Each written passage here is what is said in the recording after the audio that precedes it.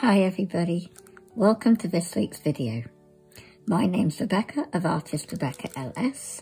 This is the channel where we have fun with art, and today we're going to be creating something in a handmade watercolour sketchbook. This is not a very good handmade watercolour sketchbook. I am still learning, and by maybe next year I'll be much better. But at the moment, I'm getting through a lot of thread, making things that don't particularly stay together very much. But this was a tester of watercolour paper. And I thought I'm just going to do a made-up scene, really. It's not really anything in my head, this is Cardi watercolour paper. You could buy, it's not available at the minute, but I got A5 sized sheets from Jackson Art Supplies. And I think you get about 20 sheets, 15 or 20 sheets for about £5. It was really good price, but I think the prices have probably gone up now. But I folded them in half, and this gives you like, A6 size. So that's why I've stitched them all together. I'm trying to use cheap paper that is of relative quality for practicing my basic bookbinding. And when I say kettle stitch, I think I mean saddle stitch.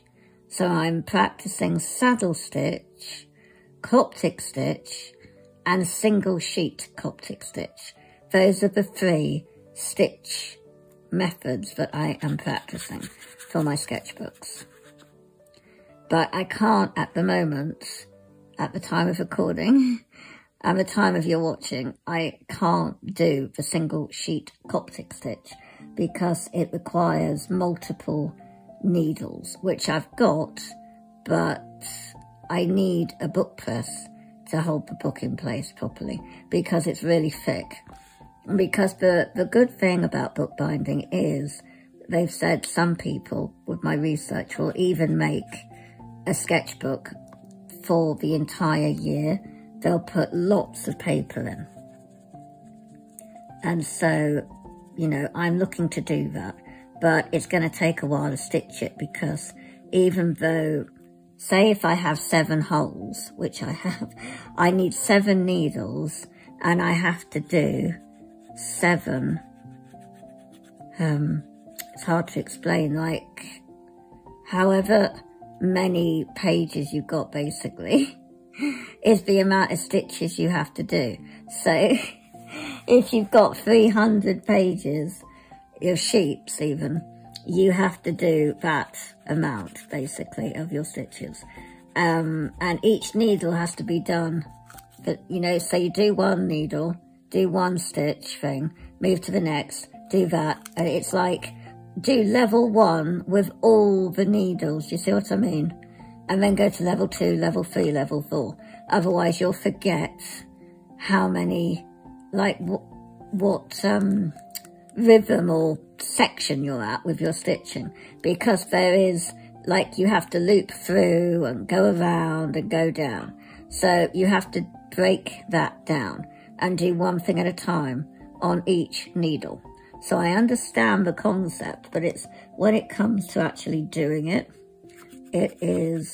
I haven't actually done it. So I understand in theory what is to be done, and I kind of have got the hang of regular Coptic stitch, which is just, you pierce every sheet of paper when you folded it, and you create signatures, which is, as I've said on other videos, what a signature is. But with Coptic stitch for single sheets, as in loose sheets of paper, you don't fold the paper. So you're not putting holes in the paper, you're putting holes in your front and back covers and looping over, creating like loops that you knot on each hole that you've pierced on your covers. But you have to do it the amount of times for the amount of sheets you've got. And it can get, tedious. So it's good to put headphones on or listen to an audiobook or watch a film while you do it. But the thicker your book, the book press becomes invaluable to you.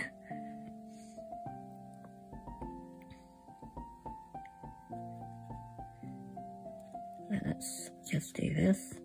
You can see my water brush is looking very worn.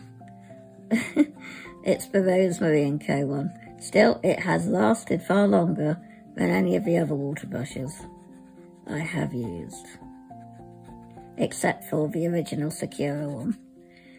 But it's no good now. This Sakura's not for me.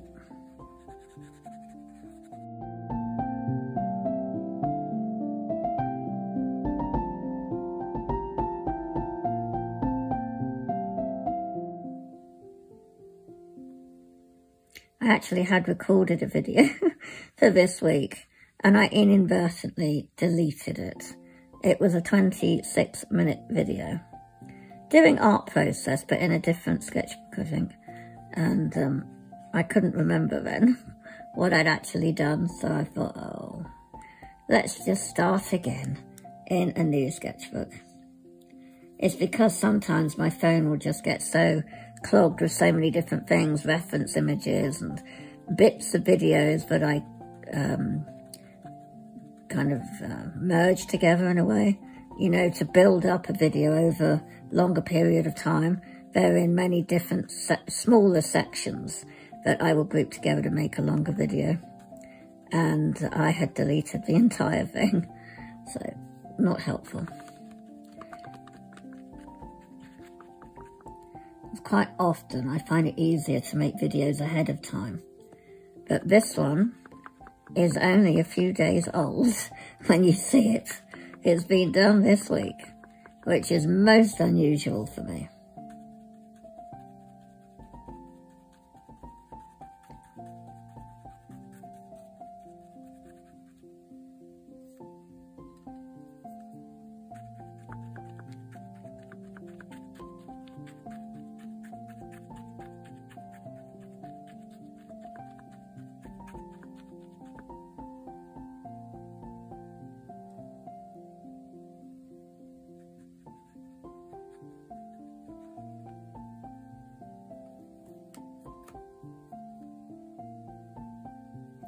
Then I think we'll do some hedge.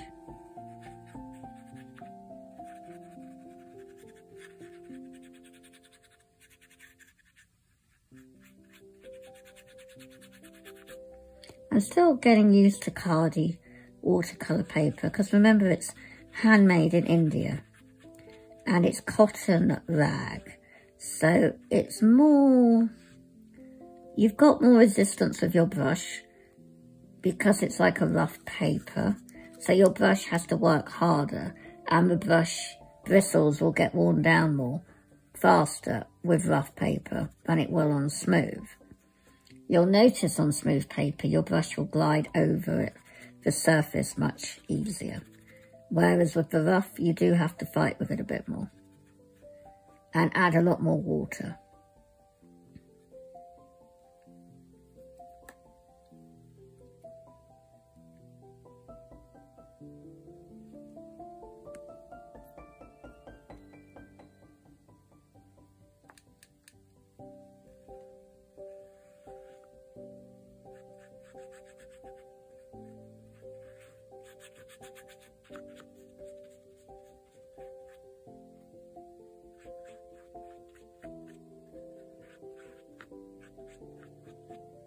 So I'm kind of adding a field in the distance with a really pale, very watery, minty green. And when it's dry, I can then add pencil. There we are.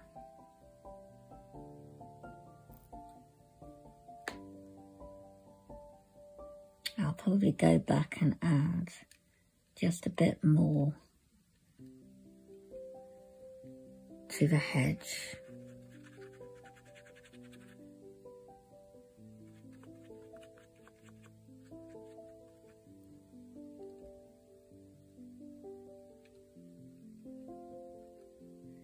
adding a bit of purple to that green, just to make it a bit more, you know, earthy. So I love using Holbein watercolours because I can get the CMYK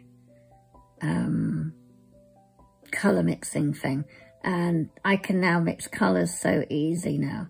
I couldn't do it before. Every time I bought a pre-made watercolour palette, I hated it because they always came with ultramarine blue, and I can't stand ultramarine blue because I don't like granulating colours. And whenever you try to mix a purple, it would come out like a dirty raspberry. It would not come out of a proper purple. I am basically the CMYK colour mixing. That's my palette. And I tend to stick to the 18 colours that I've got here. And kind of 18. I'm more, basically say 8 colours, but I've mixed from those 8 the other colours. You know, I use purple quite often now for my shadows when I'm doing my seascapes, things like that. Orange I tend to use for my lighthouses or boats and things. But more often than not, I'm very heavy on the yellow ochres and the browns and the blue and magentas. And I tend to buy greens because I'm so heavy on them. And then I can mix my yellow with them, you know, to create different tones of that.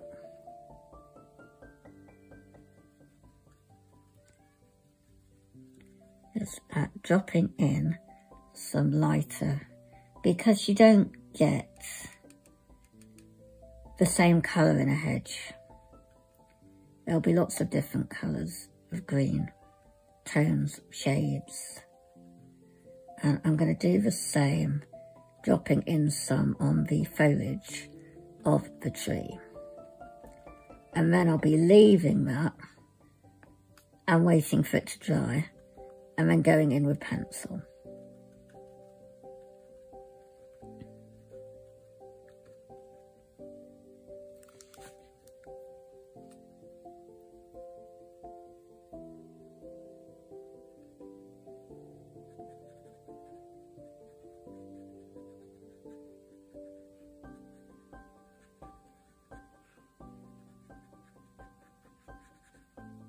I'm going to get some neutral tint or Payne's grey.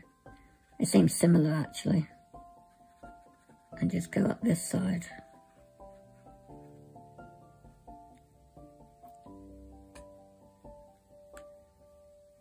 There we are. And we're going to let that dry now.